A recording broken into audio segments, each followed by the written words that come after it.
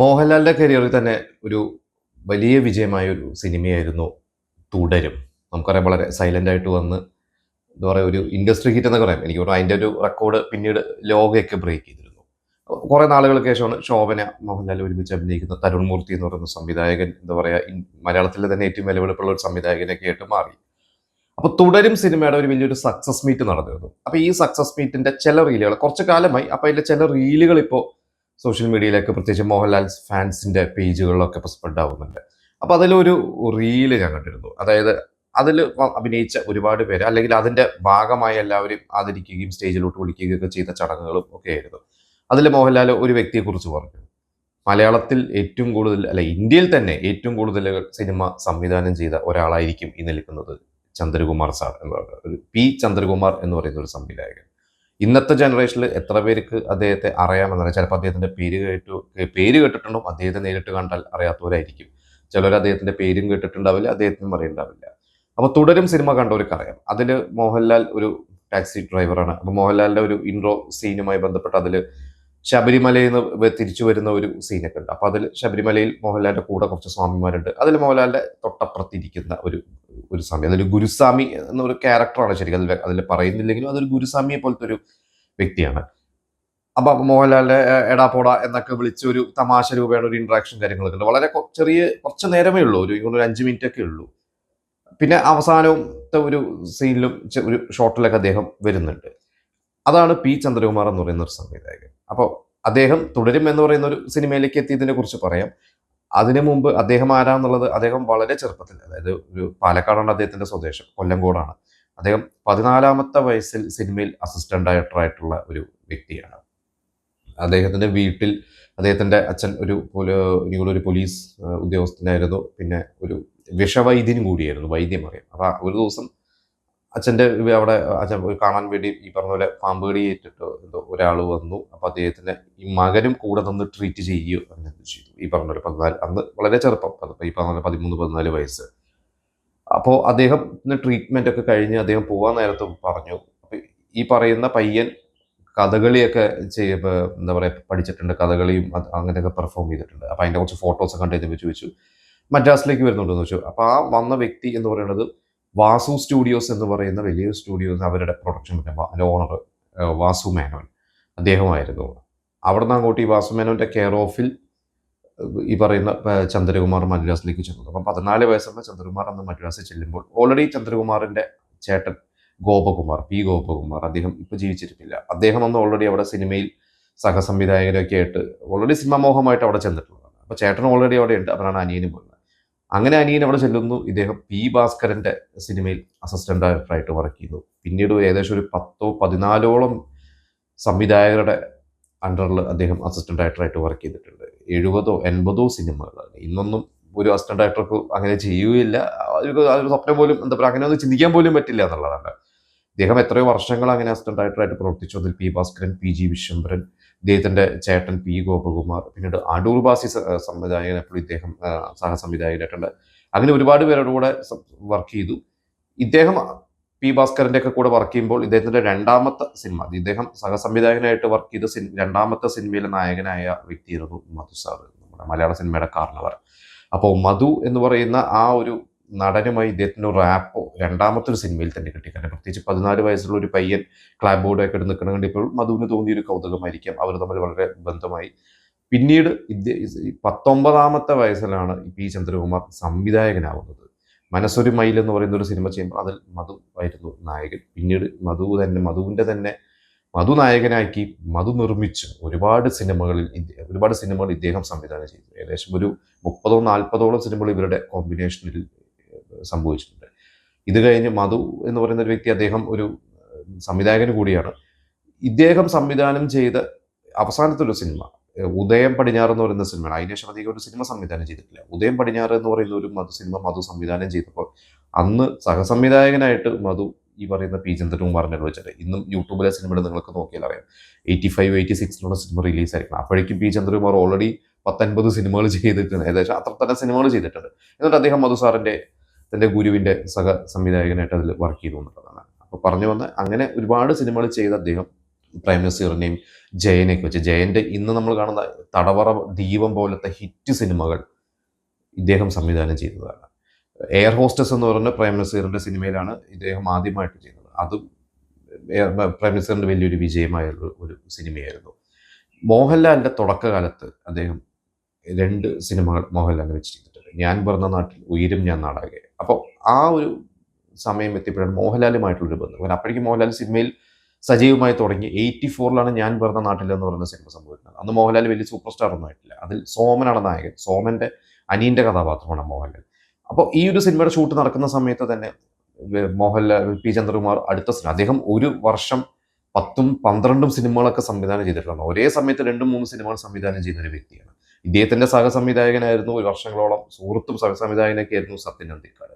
ഇദ്ദേഹത്തിൻ്റെ സിനിമയിൽ പാട്ട് എഴുതിയ വ്യക്തിയാണ് സത്യൻ അന്തിക്കാട്. ഓ മൃദുല എന്ന് പറഞ്ഞാൽ നമ്മൾ ഇന്നെല്ലാവരും കേൾക്കുന്ന ഞാൻ ഏകനാണെന്ന സിനിമയുടെ ഗാനരചന സത്യൻ അന്തിക്കാടാണ്. അപ്പോൾ അന്ന് ഞാൻ പറഞ്ഞ നാട്ടിൽ അഭിനയിക്കുന്ന സമയത്ത് ഇദ്ദേഹം അടുത്തൊരു സിനിമ, ഒരു വയനാടിനെ പശ്ചാത്തലമാക്കിയിട്ടുള്ള ഏതെങ്കിലും ചെറുകഥയോ നോവലോ ബേസ് ചെയ്തിട്ടുള്ള ഒരു സിനിമയാണ്, ഒരു വലിയ ക്യാൻവാസിലുള്ള സിനിമ. അതിൽ രതീഷിനെ, അന്നത്തെ ഒരു സൂപ്പർ സ്റ്റാറാണ് രതീഷിനെ ഒരു ആദിവാസി കഥാപാത്രമായി നായകനാക്കിയാണ് പ്ലാൻ ചെയ്തത്. പക്ഷേ ഇങ്ങനെ ഒരു സിനിമ പ്ലാൻ ചെയ്യുന്നതെന്ന് പറഞ്ഞ് മോഹൻലാൽ ഇദ്ദേഹത്തിൻ്റെ പിന്നാലെ നടന്നു. ഈ ഞാൻ പറഞ്ഞ നാട്ടിലെ ഷൂട്ടെടുക്കുമ്പോൾ പറഞ്ഞു എനിക്ക് ആ വേഷം വേണം ചന്ദ്രേട്ട എന്ന് പറഞ്ഞപ്പോൾ അദ്ദേഹം പറഞ്ഞു, മോഹൻലാൽ എടുത്ത് പറഞ്ഞു, ലാലെ നിന്നെ കാണാൻ ഒരു ആദിവാസിയുടെ ലുക്കൊന്നുമില്ല, ഇത് രതീഷിന് വെച്ചിരിക്കുന്ന റോളാണ്, രതീഷ് ചെയ്യട്ടെ എന്ന് പറഞ്ഞു. പക്ഷേ മോഹൻലാൽ വളരെ കഷ്ടപ്പെട്ട് ഇദ്ദേഹത്തിന് ഇമ്പ്രസ് ചെയ്യാൻ വേണ്ടി ഒരു ആദിവാസിയുടെ പോലെ മുഖത്ത് കരിയൊക്കെ വാരി തേച്ച് ഒരുപാട് അദ്ദേഹത്തെ ഇമ്പ്രസ് ചെയ്ത് കഴിഞ്ഞപ്പോൾ ഇദ്ദേഹത്തിന് തോന്നി രതീഷിനെക്കാട്ടും ഡെഡിക്കേഷൻ മോഹൻലാലിനായിരിക്കും എന്ന് പറഞ്ഞ് മോഹൻലാലിനെ ആ വേഷത്തിലൂടെ കാസ്റ്റ് ചെയ്തപ്പോൾ തന്നെ ഇദ്ദേഹം മോഹൻലാലിനോട് ഒരു നിബന്ധന വെച്ചു. അതായത് നിങ്ങൾ ആദിവാസികളുടെ കൂടെ കിടക്കാൻ പാടുള്ളൂ, നിങ്ങൾ ഒരു തോർത്തുമുണ്ട് മാത്രമേ എടുക്കാൻ പാടുള്ളൂ, കുളിക്കരുത് എന്നൊക്കെ പറഞ്ഞ് കുറേ ഒരു രീതി. പക്ഷെ മോഹൻലാൽ അതെല്ലാം ഡെഡിക്കേറ്റഡ് ആയിട്ട് ചെയ്തു. അദ്ദേഹം ആ തണുപ്പത്ത് ഇത്ര കഷ്ടപ്പെട്ട സിനിമ ചെയ്തു. ആ ഒരു സിനിമയിൽ വലിയ വിജയമായിരുന്നു. മോഹൻലാലിന് എന്തൊക്കെയോ പുരസ്കാരങ്ങളൊക്കെ കിട്ടിയിട്ടുണ്ട്. അപ്പോൾ ചന്ദ്രകുമാർ പറഞ്ഞിട്ടുണ്ട്, പിന്നീട് അദ്ദേഹം പറഞ്ഞിട്ടുണ്ട്, അന്ന് മോഹൻലാലിൻ്റെ ഡെഡിക്കേഷൻ കണ്ടപ്പോൾ എനിക്ക് മനസ്സിലായി അദ്ദേഹം വലിയൊരു സൂപ്പർ സ്റ്റാറായി മാറും. അതിനുശേഷമാണ് പിന്നീട് അടുത്ത വർഷം മോഹൻലാലിൻ്റെ രാജാവിൻ്റെ മകനൊക്കെ ഇറങ്ങുന്നത്. പിന്നീട് അദ്ദേഹം ഭയങ്കര മോഹൻലാലിൻ്റെ സൂപ്പർ സ്റ്റാറായി. ഇതുപോലെ തന്നെ മമ്മൂട്ടിയായിട്ട് പക്ഷേ അദ്ദേഹം ഒരു സിനിമ ചെയ്തിട്ടില്ല.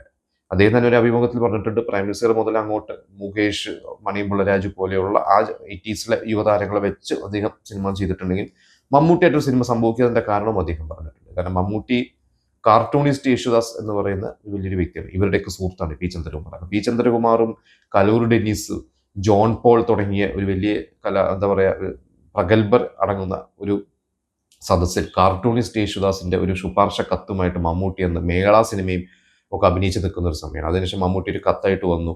അപ്പോൾ ഇവർ മമ്മൂട്ടിനെ കാസ്റ്റ് ചെയ്യാൻ വേണ്ടി പ്ലാൻ ചെയ്തപ്പോൾ മമ്മൂട്ടിയുടെ ചില പെരുമാറ്റങ്ങൾ, അതായത് തമാശ രൂപേണ അദ്ദേഹം പറഞ്ഞു, അവിടെ വന്ന് മമ്മൂട്ടി ആർട്ട് സിനിമകളെ പുകഴ്ത്തിയും പി ചന്ദ്രകുമാർ ചെയ്യുന്ന കമേഴ്ഷ്യൽ സിനിമകളെ കുറിച്ച് താല്പര്യമില്ലാത്ത രീതിയിലൊക്കെ സംസാരിച്ചപ്പോൾ ഇവർ തമ്മിലൊരു അഭിപ്രായ വ്യത്യാസമൊക്കെ ഉണ്ടാക്കി കഴിഞ്ഞപ്പോൾ പിന്നെ മമ്മൂട്ടി അവിടെ നിന്ന് പോയി. പക്ഷേ പി ചന്ദ്രകുമാർ പറഞ്ഞത്, ഞാൻ മമ്മൂട്ടിനെ കാസ്റ്റ് ചെയ്യാമെന്ന് വിചാരിച്ച വേഷത്തിന് ഞാൻ മറ്റു നടന്മാരെ കാസ്റ്റ് ചെയ്തു, മമ്മൂട്ടിയായിട്ട് എനിക്ക് പിന്നീട് ഒരു സിനിമ ചെയ്യാൻ പറ്റിയിട്ടില്ല. പിന്നീട് അതങ്ങനെ അങ്ങോട്ട് ആ ഒരു ഇതായിപ്പോയി, അദ്ദേഹം തിരക്കായി പോയി. പിന്നെ മമ്മൂട്ടി വെച്ച് ഒരിക്കലും സിനിമ ചെയ്യാൻ പറ്റില്ല. പക്ഷേ പി ചന്ദ്രകുമാറിന്റെ സഹോദരനാണ് പി സുകുമാർ എന്ന് പറയുന്ന ക്യാമറാമാൻ. അദ്ദേഹവും മമ്മൂട്ടിയും വളരെ സൗഹൃദത്തിലാണ്. അഴകിരാവണൻ പോലത്തെ തുടക്കകാലത്തെ പല സിനിമകളും പി സുകുമാർ സിനിമകൾ മമ്മൂട്ടി തന്നെ സപ്പോർട്ടൊക്കെ ചെയ്തിട്ടുണ്ട് എന്നാണ് അദ്ദേഹം പറഞ്ഞിരിക്കുന്നത്. അപ്പോൾ എന്തായാലും പിന്നീട് അദ്ദേഹം, നമുക്കറിയാം, പലർക്കും അറിയുന്നുണ്ടാവും, അദ്ദേഹം 88 ആയപ്പോൾ ആദിപാപം എന്ന് പറയുന്ന സിനിമ, അതൊരു സോഫ്റ്റ് ഫോൺ എന്ന് പറയുന്ന ഒരു ഇതിലാണ് അന്നത്തെ അഭിലാഷ എന്ന് പറയുന്ന ഒരു നടിയെ ഇൻട്രൊഡ്യൂസ് ചെയ്യുന്നത്. അത് വലിയ വിജയമായിരുന്നു. RB ചൗധരി എന്ന് പറഞ്ഞ ഇന്നത്തെ തെന്നിന്ത്യയിലെ ഏറ്റവും വലിയ പ്രൊഡ്യൂസർ, അദ്ദേഹത്തിൻ്റെ ആദ്യത്തെ സിനിമയായിരുന്നു അത്. അന്ന് 7 ലക്ഷം രൂപ ചെലവിട്ട സിനിമ, അന്ന് എല്ലാ ഭാഷയിലും കൂടി 2 കോടി കളക്ട് ചെയ്ത ഒരു സിനിമയായിരുന്നു. പക്ഷെ അതിനുശേഷം പി ചന്ദ്രകുമാർ അദ്ദേഹം അത്തരത്തിലുള്ള കുറേ സിനിമകൾ, ഇതുപോലുള്ള കുറച്ച് സോഫ്റ്റ് ഫോൺ ടൈപ്പ് ഓഫ് സിനിമകൾ, കാനന സുന്ദരി ആയിക്കോട്ടെ, കൽപ്പന ഹൗസ്, അങ്ങനെയുള്ള കുറേ സിനിമകൾ അദ്ദേഹം ചെയ്യേണ്ടി വന്നു. പിന്നീട് അദ്ദേഹം അത് കഴിഞ്ഞപ്പോൾ അപ്പോഴേക്കും മോഹൻലാൽ മമ്മൂട്ടിക്ക് വലിയ സൂപ്പർ താരങ്ങളായി മാറി. പിന്നെ ഒരു 90s പകുതിയായപ്പോൾ അദ്ദേഹം നിന്ന് മാറി.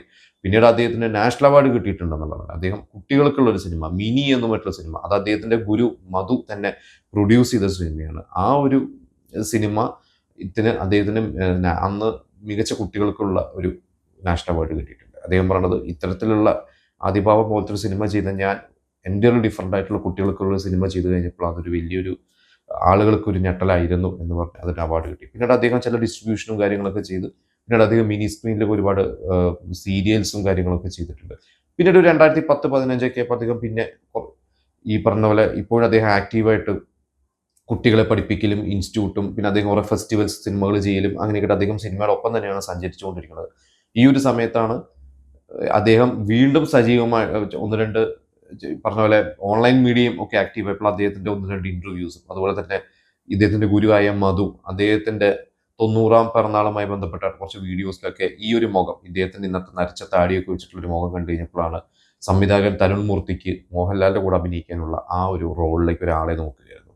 അങ്ങനെയാണ് ആ ഒരു വേഷത്തിലോട്ട് ഇദ്ദേഹത്തെ സജസ്റ്റ് ചെയ്യുന്നത്. അങ്ങനെയാണ് ഇദ്ദേഹം വരുന്നു, ഇദ്ദേഹം മോഹൻലാലിനോട് അഭിനയിക്കുന്നു. വളരെ കാര്യമായിട്ടാണ് മോഹൻലാൽ സംസാരിച്ചത്. അപ്പോൾ അത് വളരെ രസകരമായിട്ടുള്ള ഒരു ഇൻസിഡന്റ് ഉണ്ട്. അത് മണിയമ്പള രാജുവാണ് ഒരിക്കൽ ഇന്റർവ്യൂവിൽ പറഞ്ഞത്.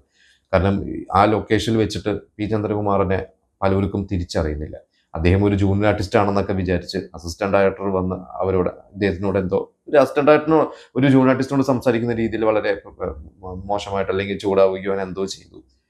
അദ്ദേഹത്തിന് അറിയില്ല ഇതാരാന്നുള്ളത്. അസിസ്റ്റന്റ് ഡയറക്ടർ വളരെ ചെറുപ്പക്കാരനായിട്ടുള്ള ഒരു ഇന്നത്തെ ഒരു യൂത്താണ്. ആ ഒരു പയ്യന് ഈ പറഞ്ഞ ഇദ്ദേഹത്തെ അറിയാത്തത്. ഇത് മോഹൻലാൽ അറിഞ്ഞിട്ട് മോഹൻലാൽ വളരെ ചൂടായെന്നാണ് പറഞ്ഞത്. ആ പയ്യനെ അടിക്കണ്ടായി. ഈ പി ചന്ദ്രകുമാറിന് വലിയൊരാളെ അറിയില്ല എന്ന് പറഞ്ഞു കഴിഞ്ഞാൽ മോശമല്ലേ എന്നൊക്കെ മോഹൻലാൽ പറഞ്ഞു എന്നാണ് പറഞ്ഞത്. അങ്ങനെ മോഹൻലാലിന് വളരെ ഒരു ഗുരുസ്ഥാനീയനായിട്ടാണ് മോഹൻലാൽ കാണുന്നത്. അത് തന്നെയാണ് പറഞ്ഞത് ഇന്ത്യയിലെ ഏറ്റവും കൂടുതൽ സിനിമകൾ സംവിധാനം ചെയ്ത ഒരു വ്യക്തിയായിരിക്കും എന്ന് പറഞ്ഞു. ഒരു പക്ഷേ അത് ശരിയായിരിക്കും. അദ്ദേഹം ഏകദേശം 150 160 സിനിമകൾ പല ഭാഷയിൽ ചെയ്തിട്ടുണ്ട്. അദ്ദേഹം മലയാളവും തെലുങ്കും ഹിന്ദിയിലും സിനിമകൾ ചെയ്തിട്ടുണ്ട്. ഒരു ദിവസം 3 സിനിമകൾ സംവിധാനം ചെയ്തിട്ടുള്ള ഒരു വ്യക്തിയാണ്. കാരണം അദ്ദേഹം തന്നെ പറഞ്ഞിട്ടുണ്ട് ഒരു ഇന്റർവ്യൂവിൽ, അതായത് അദ്ദേഹം 3 സിനിമകൾ ഈ ഒരു ബിൽഡിങ്ങിൽ തന്നെ അല്ലെങ്കിൽ ഒരു കോമ്പൗണ്ടിൽ തന്നെ 3 സിനിമകൾ ഒരേ സമയത്ത് ഷൂട്ട് നടക്കുന്നു. കാരണം അങ്ങനെ അന്ന് അതുപോലെയാണ്. അന്നൊരു സിനിമ 10 ദിവസം കൊണ്ടോ 12 ദിവസം കൊണ്ടൊക്കെ തീർക്കുന്ന ഒരു സമയമായിരുന്നു 80s. ഈ പറയുന്ന ഡെന്നിസ് ജോസഫ് എന്ന് പറയുന്ന ഏറ്റവും വലിയ ഒരു എഴുത്തുകാരനാണ്. അദ്ദേഹം ജീവിതത്തിൽ ആദ്യമായിട്ട് ഒരു സ്ക്രിപ്റ്റ് പോയിട്ട് പറയുന്നത് പി ചന്ദ്രകുമാറിൻ്റെ അടുത്താണ്. അത് ഈ പറഞ്ഞ പോലെ കലു ഡെന്നീസിൻ്റെയൊക്കെ റെഫറൻസിൽ പോകുന്നതാണ്. പക്ഷേ പി ചന്ദ്രകുമാർ അന്ന് ഒരുപാട് സിനിമകൾ കമ്മിറ്റഡ് ആയതുകൊണ്ട് ഡെന്നിസ് ജോസഫിന്റെ സ്ക്രിപ്റ്റ് ചെയ്യാൻ പറ്റില്ല. പക്ഷെ അദ്ദേഹം പറഞ്ഞത് ഡെന്നിസ് നിങ്ങൾ ഏറ്റവും വലിയൊരു എഴുത്തുകാരൻ മലയാളത്തിലായി മാറുമെന്നാണ്. അന്ന് ഡെന്നിസ് ജോസഫ് പറഞ്ഞു ഞാൻ ഒരിക്കലും സിനിമയൊന്നും ആഗ്രഹിച്ചിട്ടില്ല, പക്ഷെ എൻ്റെ ഒരു സ്ക്രിപ്റ്റ് വായിച്ചിട്ട് ചന്ദ്രകുമാർ പറഞ്ഞു ഞാൻ ഏറ്റവും വലിയൊരു റൈറ്ററായി മാറുമെന്ന് പറഞ്ഞു. അങ്ങനെ ഒരുപാട് പേര് അദ്ദേഹത്തെക്കുറിച്ച് പറയാറുണ്ട്. ഇന്നും അദ്ദേഹം ആക്റ്റീവാണ്. അദ്ദേഹം ഇപ്പോഴും ഒരു സിനിമ ചെയ്യാണ്. ഇപ്പോൾ അദ്ദേഹം ഒരു ഫെസ്റ്റിവൽ മൂഡിലുള്ള പുതുമുഖങ്ങളെ വെച്ചൊരു സിനിമ ചെയ്തിട്ടുണ്ട്. അതിപ്പോൾ റിലീസാവാൻ പോകുന്നു എന്നുള്ളതാണ്. അപ്പോൾ നിങ്ങൾക്ക് ഇദ്ദേഹത്തെ അറിയില്ലെങ്കിൽ നിങ്ങൾക്ക് കയറി നോക്കാം, യൂട്യൂബിൽ ഉണ്ട്. ഈ പറഞ്ഞ മോഹൻലാൽ പറഞ്ഞ ഈ പറയുന്ന ഒരു വീഡിയോയുണ്ട്. പിന്നെ പി ചന്ദ്രകുമാറിൻ്റെ സിനിമകളൊക്കെ ഒരുപക്ഷെ പഴയ ആളുകളൊക്കെ പ്രത്യേകിച്ച് 90s കിഡ്സ് ആയിരിക്കില്ല, അതിന് മുമ്പുള്ള ഇന്നൊരു 50കളിലോ 60കളിലൊക്കെ പ്രായമുള്ളവരൊക്കെ എന്തായാലും അദ്ദേഹത്തിൻ്റെ സിനിമകൾ കണ്ടിട്ടുണ്ടാവും. അപ്പോൾ അദ്ദേഹത്തെക്കുറിച്ചുള്ള നിങ്ങളുടെ സിനിമകളും അന്നത്തെ അദ്ദേഹത്തിൻ്റെ ഒരു സ്റ്റാർഡം എത്രത്തോളം ആയിരുന്നു എന്ന് നിങ്ങൾക്ക് അറിയുമെങ്കിൽ അതിനെക്കുറിച്ചൊക്കെ നിങ്ങൾ കമൻറ്റ് ചെയ്യുക.